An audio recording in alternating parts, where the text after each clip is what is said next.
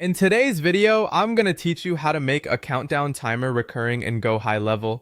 This is a quick setup, but it's important to know exactly where to look so you can make the change without wasting time searching through the platform. If you already have a countdown timer created and you simply want it to repeat on a recurring basis, this process is very straightforward. To begin, go to Gohighlevel and sign into your account so you're inside the correct location or workspace where your timer is stored.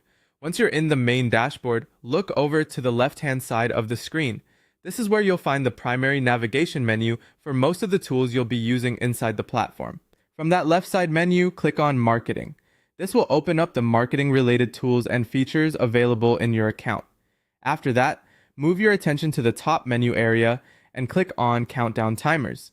This will take you to the section where all of your existing countdown timers are listed. Once you're on the countdown timers page, find the specific countdown timer that you want to make recurring. If you have multiple timers set up, take a second to confirm you're opening the correct one before making any changes.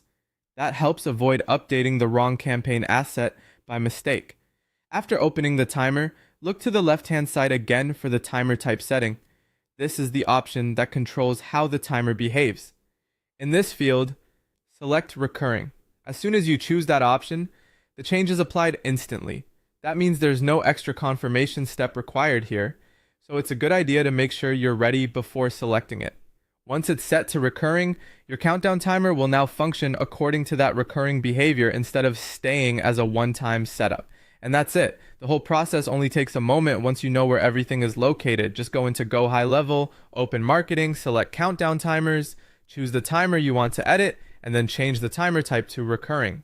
Since the update happens immediately, always double check the timer you're editing so the correct one gets updated.